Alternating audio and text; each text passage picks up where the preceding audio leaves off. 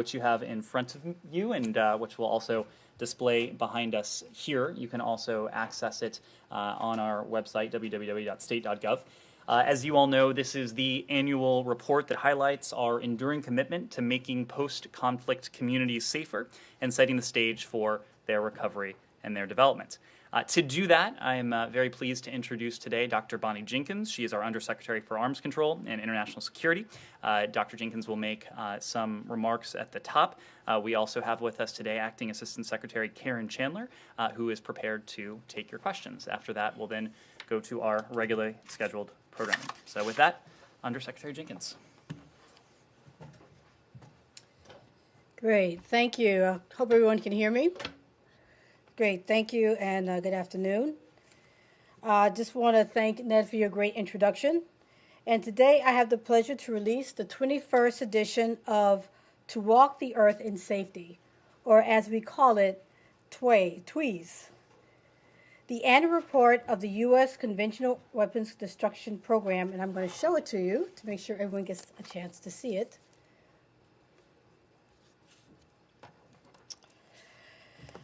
This 2021 edition of TWEES highlights many of the ways communities and individuals around the world have overcome the adversity of post-conflict challenges, thanks to the generous support of the American people and the hard work of our implementing partners. Our partners tirelessly find and destroy landmines, improvised explosive devices, and unexploded ordnances, or UXO, as what they're often called. They also destroy or secure small arms, light weapons, and ammunition that could be at risk of proliferation. It is a hard job with an amazingly big payoff. As an example, when Sukriti and Tan Navin, a married couple of 10 years, lost their urban-based jobs amidst the COVID-19 pandemic, they moved back to their family land in Cham Kerchek, village of Cambodia. They hesitated to make this decision prior to the pandemic because they feared the explosive hazards on their land. Cambodia's agricultural production is sharply limited due to the impact of UXO and landmines. Not long after returning to their land, the Halo Trust, with U.S. funding, began clearing the area of explosive remnants of war and landmines, returning formerly contaminated land to local populations. Suk and Ten are now planting cashew trees and thriving economically. This is just one of many examples of how the Conventional Weapons Destruction Program is fostering human security and economic prosperity across the globe. So as you go through this 21st edition, we call your attention to the human interest stories in each of the 6 regional chapters. These stories about people who have been positively affected by our programs provide tangible evidence of the success of the United States' efforts to improve security, including food and economic security, in a way that no dry statistics can. The United States is the world's single largest financial supporter of conventional weapons destruction, or CWD. We have invested more than $4.2 million in more than 100 countries and territories since 1993 to promote international peace and security by addressing humanitarian hazards from landmines and unexploded ordnances in post-conflict countries. We have also partnered with nations to reduce the possibility that non-state actors such as criminals and terrorists could acquire small arms, light weapons, and ammunition by securing or destroying excess munitions. In 2021 alone, the United States funded conventional weapons destruction in 62 countries with more than $265 million. With this funding, our CWD programs have accomplished a great deal. For example, they provide provided thousands of life-saving explosive ordnance risk education sessions globally, returned more than 140 million square meters of land, equivalent to more than 26,000 football fields, for sale and productive use, destroyed over 2,500 metric tons of munitions and 267,781 pieces of small arms ammunition, and destroyed more than 25,000 anti-personnel and anti-tank mines. The Department of State, Department of Defense, and the U.S. Agency for International Development work together with foreign governments, private companies, international organizations, and non-governmental organizations to reduce excess small arms and light weapons stockpiles, implement best practices for properly security and storing conventional weapons, and carry out humanitarian mine programs. My remarks would not be complete without addressing the ongoing tragedy in Ukraine and what we are doing to help the people in Ukraine. Unfortunately, Putin's premeditated, unprovoked, and unjustified further invasion, starting on February 24th of this year, has already undone our earlier progress while exposing exponentially more Ukrainian civilians to the threat of explosive remnants of war. The Russian Federation's bombing and shelling of civilian apartment blocks, grocery stores, hospitals, schools, and even a nuclear power plant is making this situation catastrophic. Since 2014, the U.S.-funded community outreach through our explosive ordnance risk education programs has prevented countless injuries in Ukraine. Prior to Russia's full-scale invasion in February, U.S.-funded programs provided outreach to populations along the line of control, conducting over 670 explosive ordnance risk education sessions to prevent injuries and deaths in 2021 alone. Since February, U.S.-funded partners have delivered life-saving digital risk education to more than 18 million Ukrainians.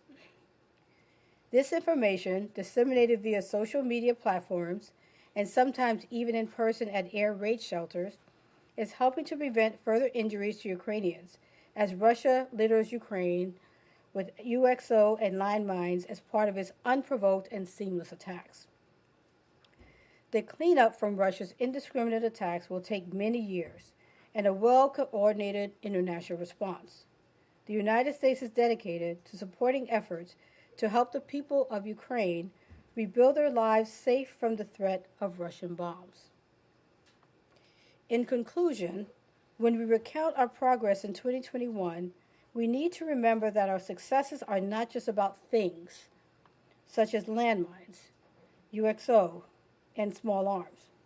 The top priority for the U.S. Conventional Weapons Destruction Program is people. This is reflected in To Walk the Earth in Safety, this year's annual report. The American taxpayer can be proud to assist in this accomplishment. Finally, the United States' commitment to conventional weapons destruction is grounded in over 25 years of bipartisan congressional support, combined with the experience and determination of our implementing partners. Together, we have worked with host governments as well as communities at the local level to create a resilient program that has evolved and adapted along with the threat from explosive remnants of war. I hope you enjoy reading the stories in this report. Now I will ask Acting Deputy Assistant Secretary Karen Chandler, who is also the Director of the Office of Weapons Removal and Abatement, who will take any questions you may have concerning the report, while my colleague Ned moderates the conversation. Thank you. Great. Thank you very much, Undersecretary Jenkins. Turn to questions. Matt. Thanks. Hi. Two things. One, on Ukraine, which the Undersecretary just addressed. I look at the totals here, and after Bosnia, Ukraine has been number 2 in terms of the amount of funding. So, and you said that what's happened in the last 2 months has undone your earlier progress.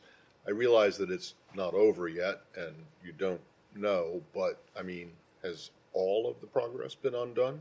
Is there any kind of, can you put any kind of, is there a metric that you can use, that you have right now that you can use? And I have a second one, which is much broader. Okay. So it's really hard to say right now because we don't have the access to the area to do the technical and non-technical survey. But it's very fair to say that the majority of the contamination that we were facing earlier was in the east.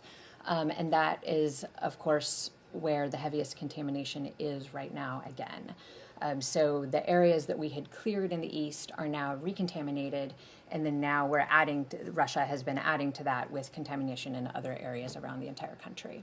Okay, so, I mean, your estimate, I think, is going to be that it's going to take substantially more resources to clean up after this is finished. Yes, it will take very substantial resources. And then my much broader one, which is just on landmine policy, particularly anti-personnel landmine policy in general. This administration came in saying it was going to review the previous administration's reversal of the previous administration's reversal. So where do things stand like that with that? And can we expect some kind of a broader policy announcement regarding the Ottawa Treaty, or even less than that anytime soon? Right. So on April 8th of last year, then Ambassador Thomas Greenfield, who's the ambassador to the UN, said that President Biden intends to curtail the use of landmines. That statement kicked off a wide review that has been happening for the past year. It's a very comprehensive policy review to look at exactly what the new policy should be. So that review is still ongoing, but I think the key thing to drive home from that is that the president has said he intends to curtail the use of landmines, and so our policy is seeking to effectuate how we would effectuate that guidance. Okay. Thank you. Have you ever discussed the reduction or destruction of conventional weapons with North Korea? Because North Korea used many of these conventional weapons. We do not have any type of active dialogue on conventional weapons destruction with North Korea. In order for us to have a conventional weapons destruction program in a country, we need to have a request from the host government and a host government that is willing and able to help us implement that program. There is no such program for Korea at this point.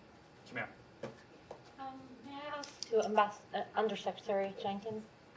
Last September, maybe this is a little bit too obvious, but in a speech last September, you said U.S. is determined to use the time provided by the extension of New START to pursue new dialogue with Russia on what nuclear arms control measures should follow. Obviously, things have changed dramatically, but is it now fair to say U.S. determination or U.S. effort is completely halted and completely off the table since you guys are not engaging with Russians on this?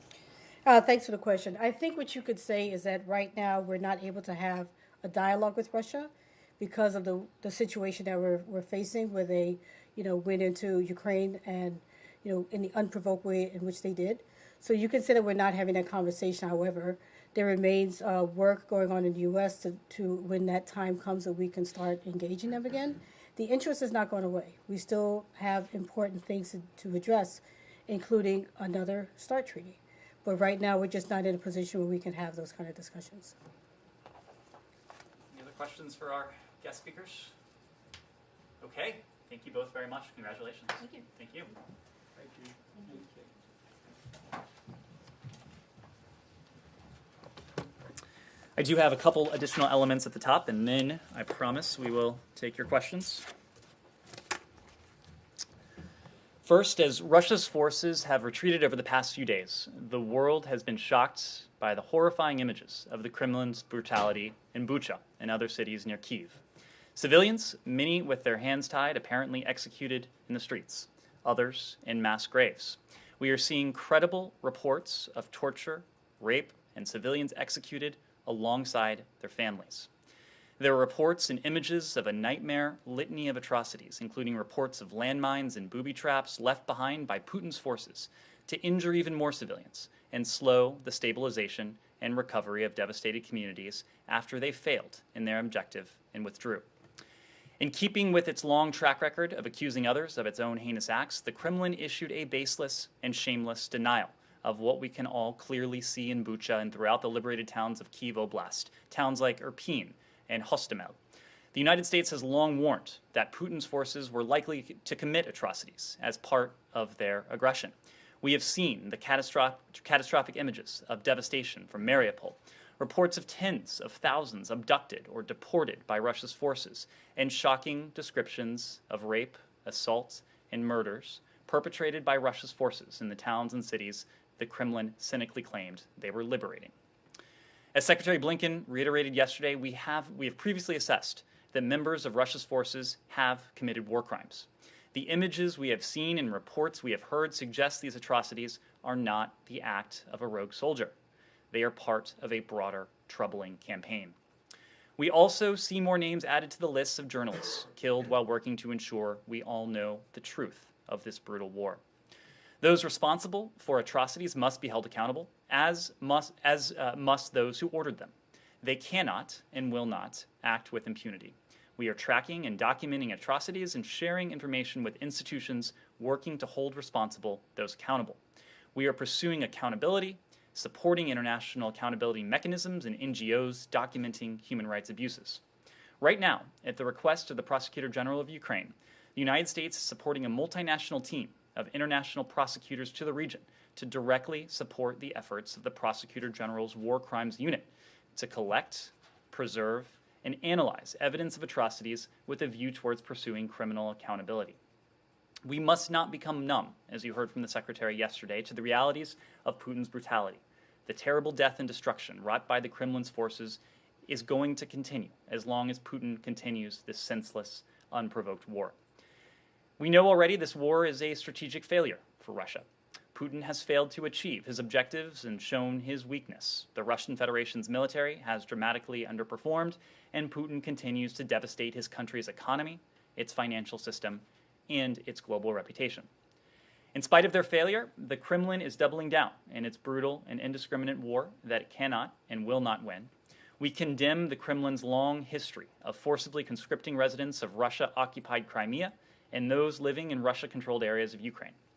This conscription may involve even more Ukrainians, including those fleeing, who will be forced to wear the uniform of the enemy in their own country as part of the 134,000 conscripts the Kremlin intends to enlist as fodder for Putin's war machine. We have already heard credible reports, including from within Russia, of some soldiers and units in Russia's forces refusing to follow orders or intentionally making mistakes to avoid the needless killing. Ambassador Linda Thomas-Greenfield announced the United States, in close coordination with Ukraine and other member states and partners at the UN, intends to seek Russia's suspension from the UN Human Rights Council. Her words rang clear. She said, "We cannot let a member state that is subverting every principle we hold dear to continue to participate in the HRC." It's urgent to do all we can to support Ukraine. We want Ukraine to prevail, and we know it will, and for Putin's brutal and cynical war effort to utterly fail. We're continuously tightening sanctions and preparing for additional sanctions, jointly with our allies and partners. We're strengthening NATO's defense, including on its eastern flank. We are moving quickly and resolutely to get Ukraine's defenders more of the defensive systems they are so effectively using in the defense of their own country and their freedom. We're doing everything we can in coordination and unity with our allies and partners to increase pressure on Putin, to strengthen Ukraine's position on the battlefield and at the negotiating table, so that the horrors of this war will end and a free, democratic Ukraine can rebuild stronger than ever before. Next, I'm pleased to announce that earlier today, Secretary Blinken formally launched, as you know, the Bureau of Cyberspace and Digital Policy, the department's newest bureau, and a major step in realizing the Secretary's vision for the modernization of American diplomacy and the Department of State. At an event this morning, the Secretary introduced Jennifer Backus, a senior Foreign Service officer, as the Principal Deputy Assistant Secretary for the new bureau. Principal Deputy Assistant Secretary Backus will lead the bureau as senior bureau official until an ambassador at large is nominated and confirmed by the Senate. The CDP Bureau includes policy units focused on international cyberspace security, international communications and information policy, and digital freedom as well. Acting Deputy Assistant Secretaries Michelle Markoff and Stephen Anderson and Acting Digital Freedom Coordinator Blake Peterson are leading those three policy units respectively. The CDP Bureau will report directly to Deputy Secretary Sherman for at least the first year. As we said when the Secretary announced his intent to establish this bureau late last year, the CDP Bureau is a key piece of a broader effort to orient the State Department for a fundamentally new era in global affairs, a world in which the climate crisis, global health, and emerging technologies are increasingly at the core of our common endeavors with allies and partners, and our competition with rivals and adversaries. Secretary Blinken is working to build a State Department ready to meet the tests of the 21st century. Within this department, the CDP Bureau will lead and coordinate U.S. cyber and digital diplomacy to encourage responsible state behavior in cyberspace, protect the integrity and security of the internet, promote a competitive digital economy, and uphold democratic values. As we launch the Bureau, we remain focused on continuing to make progress to establish the Office of the Special Envoy for Critical and Emerging Technology. We are very grateful for the pioneering work of the cyber and technology diplomats who have worked for years at the department to advance U.S. foreign policy interests, and we are especially grateful for the strong, bipartisan support of Congress in contributing to this legacy and in helping us shape the next chapter in U.S. cyber and digital policy diplomacy. Finally, the United States is home to more than 3.5 million Arab Americans, and the Department of State is proud to recognize April as National Arab American Heritage Month. Americans of Arab heritage, like their fellow citizens, represent a diverse array of cultures and traditions and are very much a part of the strong diversity of this nation. Many serve throughout the government, including here at the Department of State. Arab Americans have contributed in every field and profession, and their careers are as diverse as are their backgrounds. We mark National Arab American Heritage Month, noting these contributions and celebrate a community as old as America itself. With that, happy to turn to your questions. Thanks, Ned. Two things logistically that'll be really brief. One, on your Cyberspace and Digital Policy Bureau announcement, excuse me, do you, is there anything that you can think of, either off the top of your head or maybe perhaps written down there, that is different about this than what the previous administration had proposed and this administration had then rejected? This is fundamentally different from what was proposed in the last administration, a proposal that was met with opposition, including from Congress, as you heard me say just a moment ago. Well, from some Democrats in Congress. Well, from important elements of Congress, absolutely. The CDP Bureau includes 3 policy units focused on, as I said before, international cyberspace security policy, international communications and information policy, and digital freedom. We're also, as you know, establishing the Special Envoy position as well. Both of those entities will report to the Deputy Secretary for the first year. As you know, Matt, and I believe we've discussed this previously, the last administration proposed the creation of a bureau that would have been responsible for really only the national security aspects of cyberspace security and security-related aspects of emerging technology.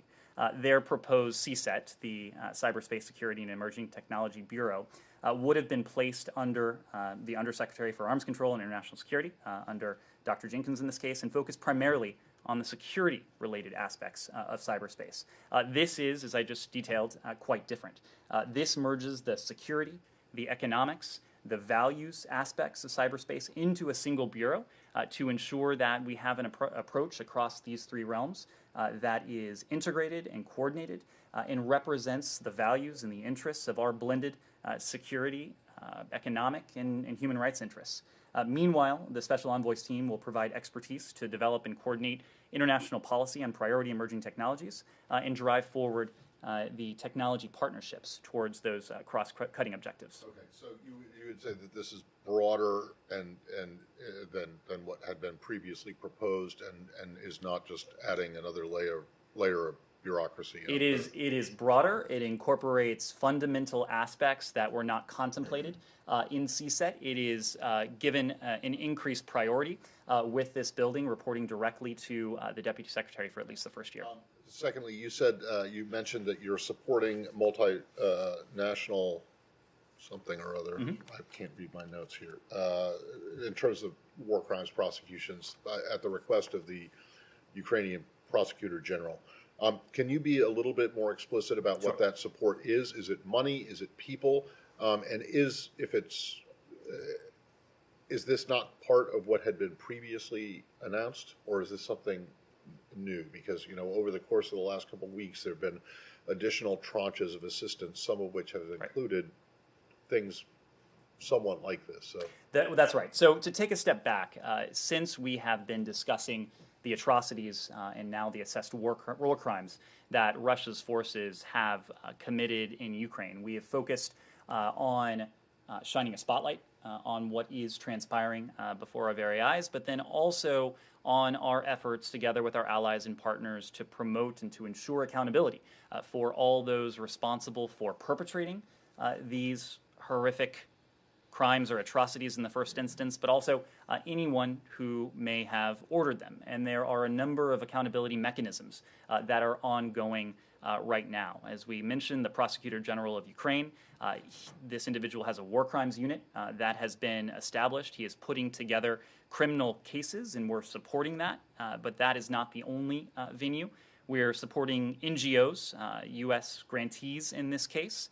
They're documenting evidence for use in court of law, in a court of law in an appropriate jurisdiction, whether that's in Ukraine or elsewhere.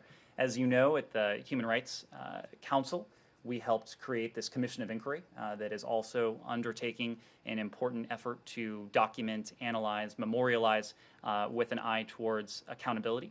The OSCE has established the Moscow mechanism with a very same intent, and we've been part of that as well. When it comes to the Prosecutor General of Ukraine, your question, right now we are supporting a multinational team of international experts and other war crimes experts deployed to the region.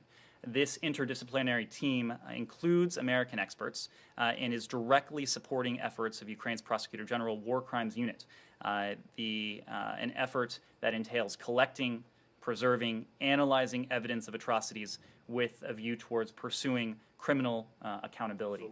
So it's both money and people? That's correct. So there are American experts. In some cases, they're prosecutors. In some cases, they're interdisciplinary experts who are in their personal capacity working with this team that the Ukrainian Prosecutor General has put together. I don't have a precise number to offer you, but they are in the region, not in Ukraine, but they are in the region supporting this important work. And as you alluded to, we have also offered funding through our partners, NGOs and others who are part of this effort. Can you give us a rough idea of how much? We'll see if we can get you an estimate of how much. Lastly, from me, the Secretary is heading to Brussels tomorrow, as you're well aware. And I am just curious as to, this is the annual spring NATO foreign ministers NAC meeting, and but obviously it's taking place amidst a crisis for the alliance, but also for Ukraine. And I'm just wondering if there's anything you can preview for about what might come out of this meeting, or if it is kind of Ukraine plus setting up the summit in Spain for later this year. Well, of course, there will be an eye towards what is to happen in Spain later this year when NATO leaders will convene and bless a new strategic concept. But much of this will be, as you might expect, focused on two things. One is ensuring that we are doing everything we can as member states, but also as an alliance, to continue to support our Ukrainian partners, including their security needs, which of course is the purview of NATO. Every single NATO ally has provided assistance to our Ukrainian partners. Many of them have provided security assistance. The United States, for our part, has provided $2.3 billion over the course of this administration, $1.6 billion over the course of the past month alone. And many of our fellow NATO allies have provided their own share of significant security assistance to our NATO partners. So this will be an opportunity for ministers to discuss, to convene what it is that our Ukrainians need. Of course, we're in close dialogue with them. As you know, Secretary Blinken has an opportunity to speak to his foreign minister counterpart, Foreign Minister Kuleba, quite regularly.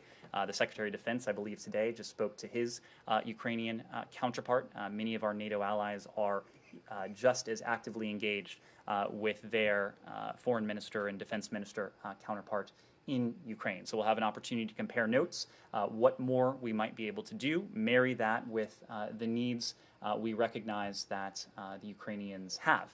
The second element of this, and much of this is coordinated not through NATO, but through individual member states and through other groupings, multilateral groupings, is to discuss what more we can do to not only hold to account and to continue to put pressure on the Kremlin, on the Russian Federation, on the cronies and oligarchs who are continuing to support this war effort. But when it comes to NATO, there will also be a discussion as to any additional measures that may be needed to reassure, to reinforce the eastern flank. And as you know, there have been a number of moves announced before the Russian invasion began in late February, a number of moves announced after, and it will be an opportunity again for the ministers to convene to discuss the important issue of NATO reassurance. Humara. Just to follow up on that, Ned, will the Secretary be discussing any punitive action specifically linked to Bucha? I am certain that the apparent atrocities that we are seeing in Bucha will be a topic of discussion with the Secretary and his NATO foreign minister counterparts.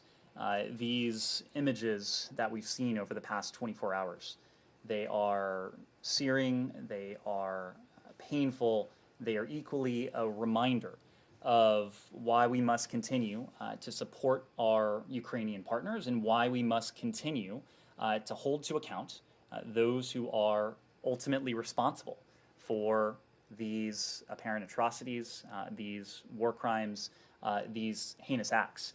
You've heard from our European partners that they are looking at measures to apply additional pressure in response to what we've seen over the past 24 hours. You've heard from the President today that there will be a response from the United States as well. One of the many elements that will be on the table at NATO is a discussion of ensuring that we are working together as individual allies, as individual member states, to harmonize, to coordinate those actions that we have taken and those that we are contemplating and we soon will take to see to it that we are deriving as much utility from this coordinated approach. And my last one on Russia is, can you give us an update on Trevor Reed? Because today Russian news agencies reported that he has ended his hunger strike and is being treated in the prison's medical facility. What is the independent information? Well, we've seen the statement from Russia today. We are concerned by reports that Trevor Reed's health is deteriorating. We continue to call on Russian officials to provide adequate medical care immediately or otherwise to release him to the United States to receive the care that he needs. As you know, there is no higher priority within this building, within this administration, than the safety, the security, the well-being, the welfare of Americans around the world, and that certainly includes Americans who are detained around the world, including those Americans who are wrongfully detained, which is the case with Trevor Reed. The president had an opportunity to meet with the Reed family last week.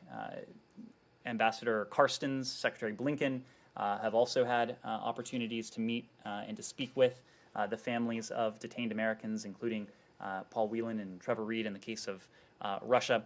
We will continue doing everything we can to see to it that Trevor Reed and all of those unjustly held around the world are reunited with their families. Yes? You mentioned European partners looking at more sanctions. There's a renewed debate in Europe about an embargo on at least oil and coal imports from Russia. Do you support that? Do you call on them to do more on energy sanctions against Russia, even gas? So these are decisions for our European allies to make themselves. When President Biden signed last month the executive order that essentially banned the import of Russian energy to the United States, we were quite candid that this was not something that we were calling on our European allies to do, principally because there is a context in this country that is unique to this country and that is not shared by many of our European allies. We are an energy producer. We have energy infrastructure, well-developed energy infrastructure in this country.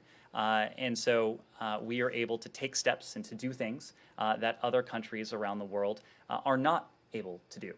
In the place of that, what we did do and what came in the wake of the president's visit to Europe was the establishment of a joint U.S.-EU energy task force to look at both the near-term needs of our European allies, the ability to surge energy supplies, including supplies of liquefied natural gas, and to ensure stability in global energy markets, and to ensure a steady supply of global energy, while over the longer term, discussing what we will need to do collectively, individually, as allies, to further build resilience, and in some cases to decrease reliance on Russian energy. Part and parcel of that will be the longer-term transition to renewables, away from fossil fuels, away from the energy sources that Moscow has in recent years, in the case of Ukraine and elsewhere, sought to weaponize to enact their malign agenda. Over time, it is our goal to see to it that Moscow is no longer in a position to do that. We have been able to take steps to do that. A number of our allies and partners around the world have been able to take steps to do that, and we're working with our allies and partners to build that resilience and that capacity. Just to follow up on the prosecutors team, you said there were American people in the region, but not in Ukraine. Is there any plan to send a team in Ukraine, in Bucha or elsewhere, to document and to find evidence about this? Right now, the team of Americans are working closely with NGOs and other partners, American grantees in this case, who are doing that work along with the Ukrainian Prosecutor General's office of documenting, of memorializing that. This is work that the team of American experts and prosecutors is able to do from outside of Ukraine. Yes? Do you have any update on expelling Russia from the Human Rights Council, and any updates too on transferring tanks, S-300 systems, and MiG-29 to Ukraine? So Ambassador Thomas Greenfield, as we spoke about at the top, announced today that the United States, in close coordination with other member states, including, of course, Ukraine, intends to seek the suspension of Russia from the UN Human Rights Council. In her comments, the ambassador called on those member states who have already acted, now twice in this case, to condemn the Russian Federation, to act with us on this. There have now been two recent votes. 141 countries and 140 countries have come together to condemn the aggression, to condemn this senseless war that we continue to see Russia wage against its neighbor. And her words were clear today. She said that we cannot let a member state that is subverting every principle we hold dear to continue to participate in the HRC. Nor should it hold a position of authority and use its seat on the Council as a tool for propaganda, to suggest that Moscow has any concern about human rights. She called it a farce. That is precisely what it is. They have turned it into a farce. President Biden, Secretary Blinken, and Ambassador Thomas Greenfield, they have all said that, according to information that is currently available to us, we believe Russia's forces have committed war crimes in Ukraine, and the action of voting to suspend a state's membership on the Council is rare, it's extraordinary, we recognize that, but we also recognize that the international community must stand in clear defiance and condemnation of Russia's horrific conduct, and we believe it will do so once again in the General Assembly.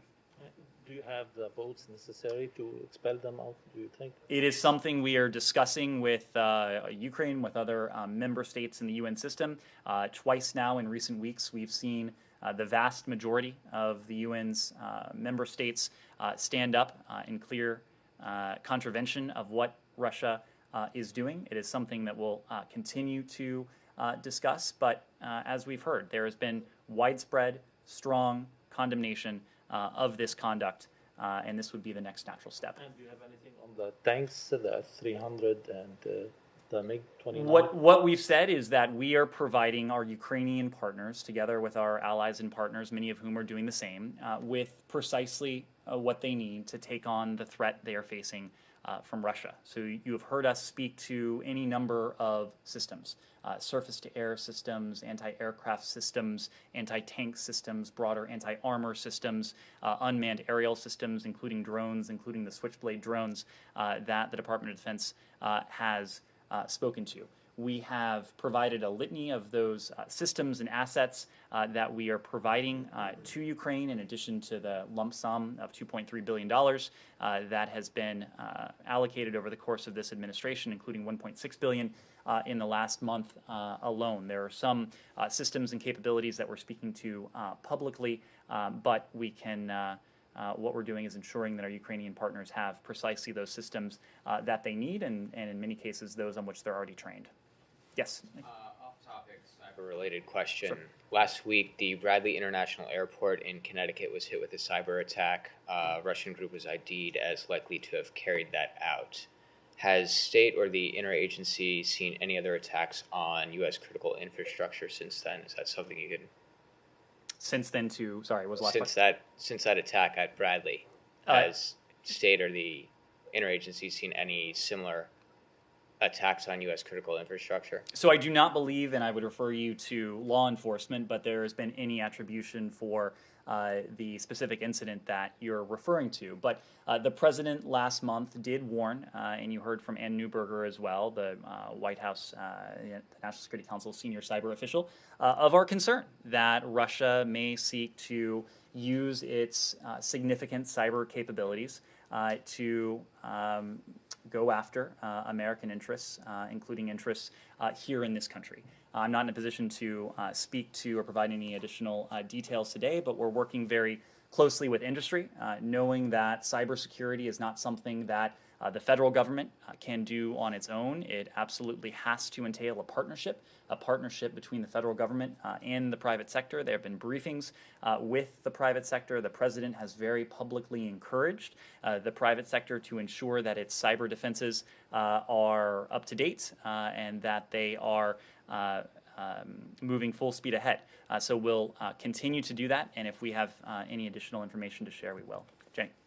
Thank you, Ned. On the North Korean human rights issues, how do you evaluate current South Korean government absence from the recent UN Security Council resolutions on human rights in North Korea? Well, we will let the South Korean government speak to its votes. We have spoken very clearly about our deep concern for the human rights situation in the DPRK. We have noted that in the past. When it comes to the incoming South Korean government, I should say, I would note that there is a team here in Washington today. ROK President-elect Yoon, U.S. ROK Policy Consultation Delegation, is being led by the National Assembly Representative Park Jin, who will have several meetings at the department today, including with our Deputy Secretary, including with Ambassador Sung Kim, our Special Envoy for the DPRK. We know that the U.S. ROK alliance is the linchpin of peace, of security, of prosperity in the Indo-Pacific, and we look forward to continuing to work with our partners, our allies in the ROK, including the incoming government, on the challenge that's posed by the DPRK's ballistic missile and nuclear weapons programs, but also to seek to address the humanitarian needs and the concerns of the DPRK people. Will the Secretary Blinken meet this team or not? I do not believe there's any plans for the Secretary to meet with the team from the incoming government, but the Deputy Secretary will, and Sung Kim will as well. One last question. There is information that North Korea has hacked huge amount of money using virtual currency. Do you have any information on this? I do not. This is something that the Treasury Department may be able to assist you with. So is the treaty alliance with Japan no longer the linchpin of Indo-Pacific security as it was?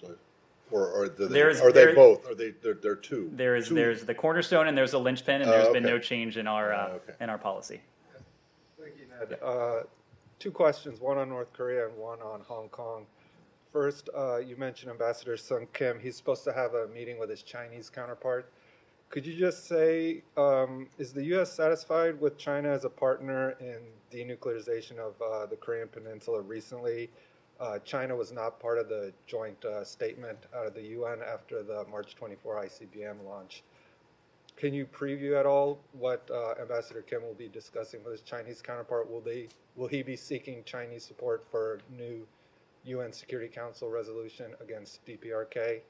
And then on Hong Kong, do you have any comment on Carrie Lam's announcement that she won't seek a second term? So I can confirm that Ambassador Sung Kim will be meeting with his PRC counterpart today in Washington. As you know, we coordinate closely in the first instance with our allies, the ROK in Japan, on a coordinated approach to the DPRK's nuclear weapons and ballistic missile programs. But it's also important that we consult with those countries that are in a position to wield leverage over the DPRK, including in some cases in ways that we are not. And the PRC is certainly one of those countries. We believe that all countries, again, especially those countries that may have ties with the DPRK that the United States, Japan, the ROK do not, to use that relationship in a way that is constructive and in a way that moves us towards our collective goal of the complete denuclearization of the Korean Peninsula. So this will be a topic of discussion when Ambassador Sung Kim meets with his PRC counterpart. It is something that we do from time to time to ensure that we are coordinated as can be, and to see to it that the measures of accountability that we have put forward at the UN, in the international system more broadly, are enacted, and that all countries around the world are doing what they need to do to ensure those measures have the appropriate effectiveness. On Carrie Lam, so we have seen the reports today. In general, as you've heard from us before, we condemn the PRC's continuing assault on Hong Kong's autonomy, its protected rights and freedoms, and the way of life. The PRC's degradation of Hong Kong's electoral system is eliminating, as you've heard us say, what remains of Hong Kong's political pluralism. U.S. policy towards Hong Kong has been consistent and will not waver. We support a peaceful, prosperous, and stable Hong Kong that enjoys its promised high degree of autonomy promised by the PRC. The United States has an enormous stake in Hong Kong's future, from the enduring personal, cultural, and educational ties between the people in the United States and Hong Kong to our significant business presence there as well. I would note when it comes to Carrie Lam that the Department of the Treasury sanctioned her in August of 2020 for being involved in developing, adopting, or implementing the national security law. Yes, sir. Thank you, Ned. Questions about Georgia, of course. A few hours ago, this morning, the main intelligence directorate of Ministry of Defense of Ukraine released an intelligence report saying that the Russians are establishing a channel for smuggling sanctioned goods, including the military weaponry, through the territory of Georgia with the consent of the political leadership of the country. In addition to that, the statement mentioned that the representative of the Georgian intelligence services received a directive from the political leadership not to hinder the activities of smugglers. So, two questions. Does the State Department also track the same report? Do you have anything to support Ukrainian intelligence on that? And secondly, can you explain more broadly what would be the consequences for those countries who try to help Belarus or Russia to bypass those Western sanctions? Thank you.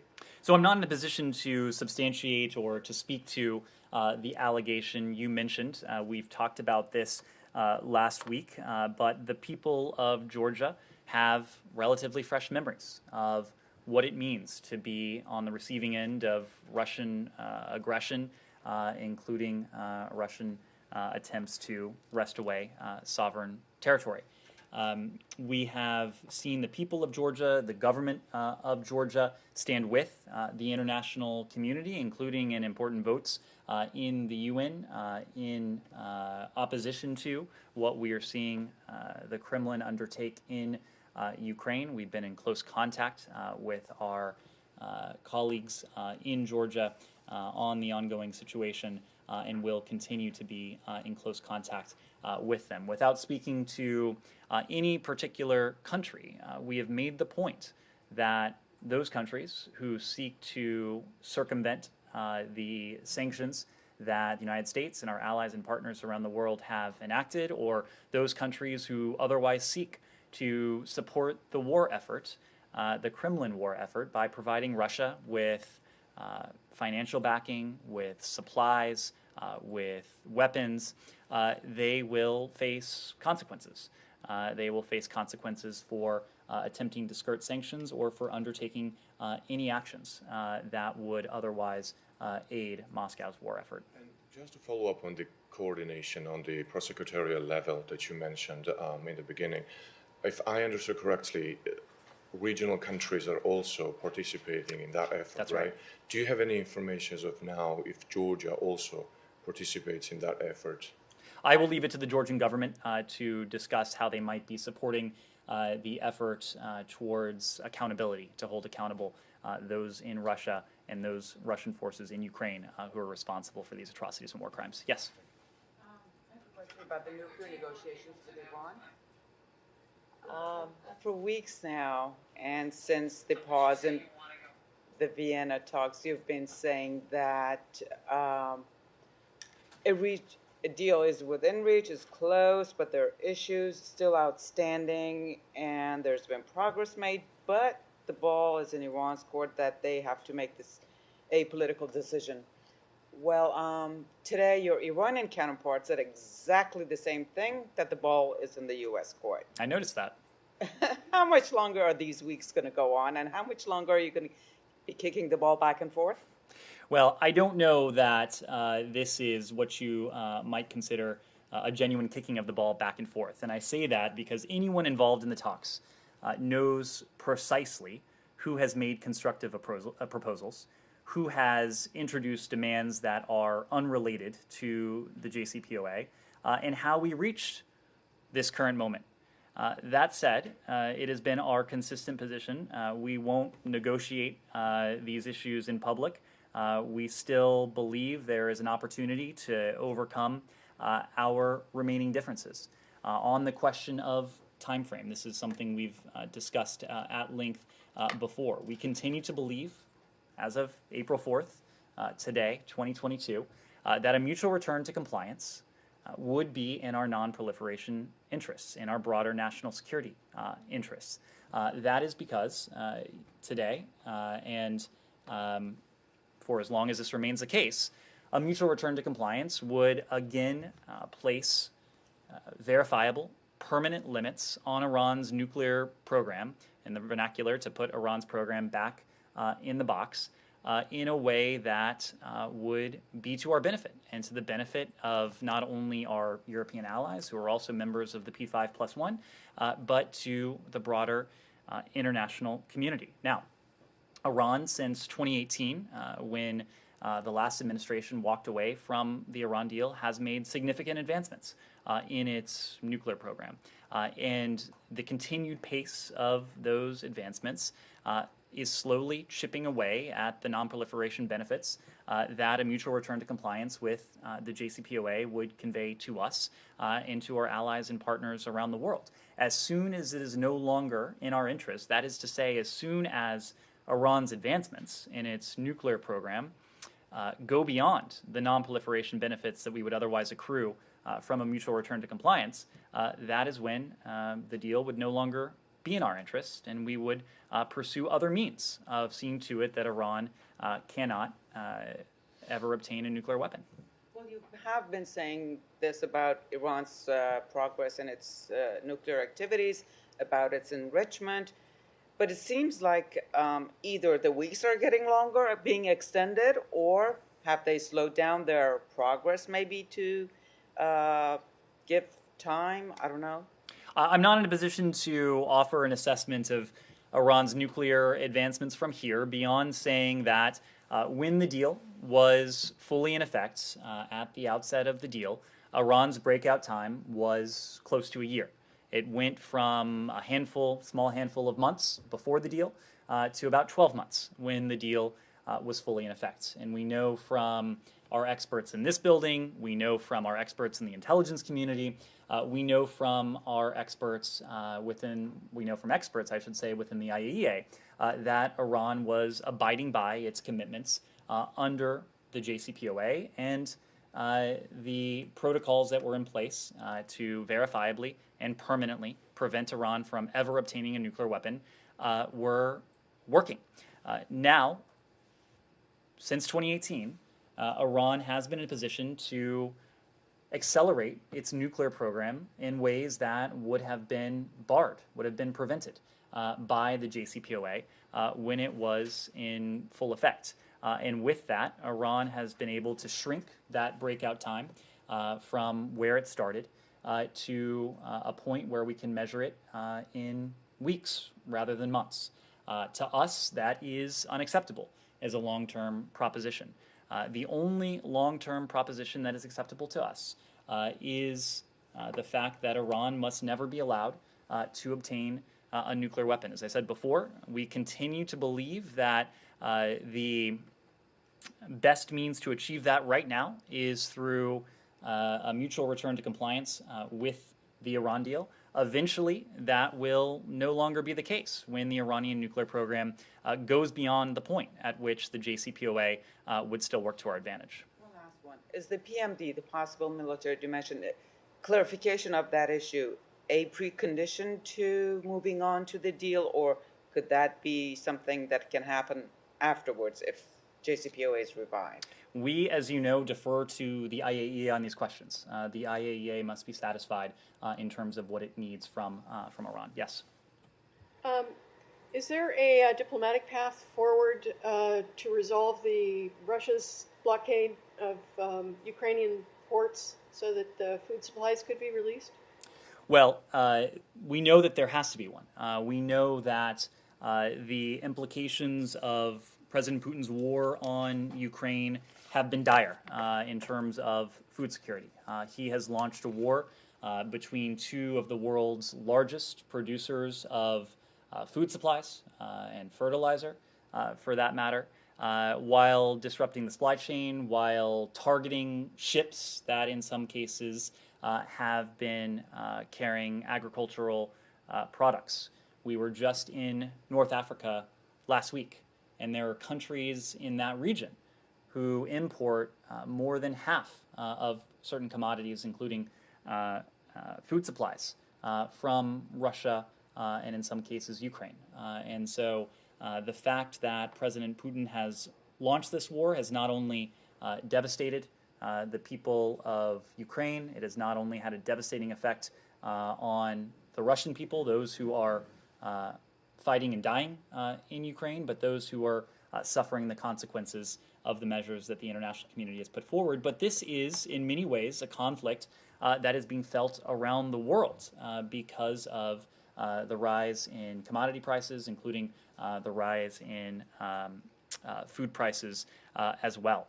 What we are doing, we have put forward significant humanitarian assistance for the region that we have spoken to, including the up to $1 billion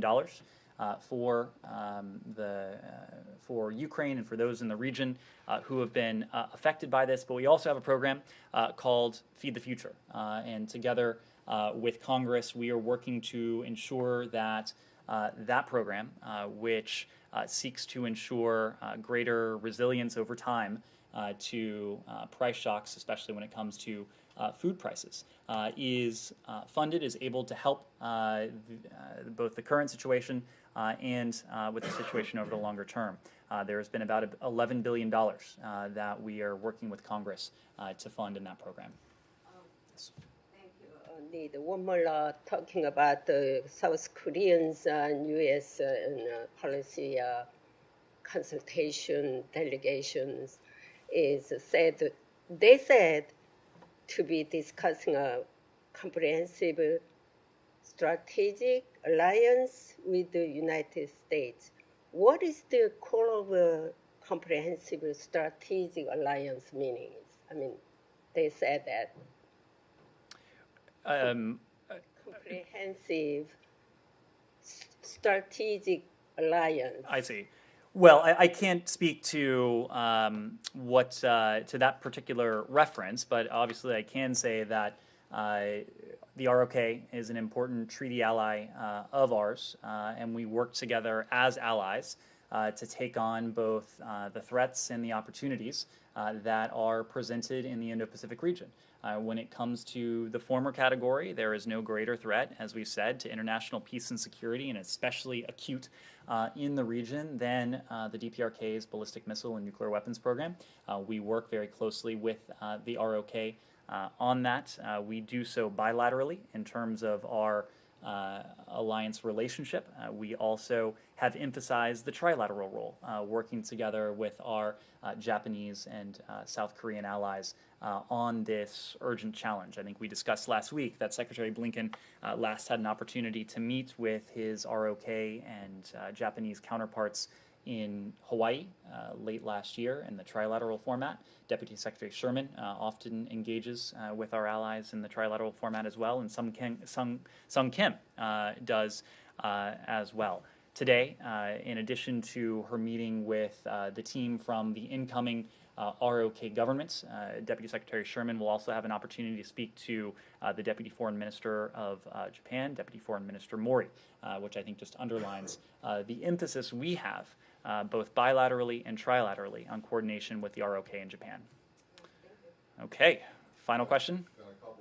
Well, they'll be extremely brief. But just first, just in the interest of consistency in our sports metaphors, when the ball in court, it generally does not involve kicking, right?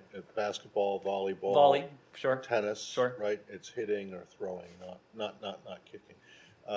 So just along the lines of the linchpin cornerstone Appreciate it. debate. Yeah. Two completely unrelated things, political situations in foreign countries. One, in Hungary, Viktor Orban has won, or congratulations in order for him? Well, we concur with what we have heard from the OSCE Office of Democratic Institutions and Human Rights, ODIHR, the preliminary findings that they have put forward, that Hungary's parliamentary elections offered voters distinct alternatives and were well run. We also note ODIHR's findings that while competitive and well administered, the elections were marred by the pervasive overlapping of government and ruling coalitions' messaging that blurred the lines between state and party, as well as by media bias and opaque campaign funding, resulting in the lack of a level playing field. On more questions regarding the contents of the interim report, we would refer you to the OSCE, but we urge Hungary to work closely with the OSCE to address these concerns. Okay, and then secondly, in Pakistan, the situation seems to be a bit in flux right now. I know that you guys have denied the allegations that you were somehow behind an effort to oust Prime Minister Khan, but I'm wondering if you have anything more. There is absolutely no truth to the allegations, as you heard from me last week. We support the peaceful upholding of constitutional and democratic principles. That is the case in Pakistan. It is the case around the world. We do not support one political party over another. We support the broader principles, the principles of rule of law, of equal justice under the law. Thank you very much.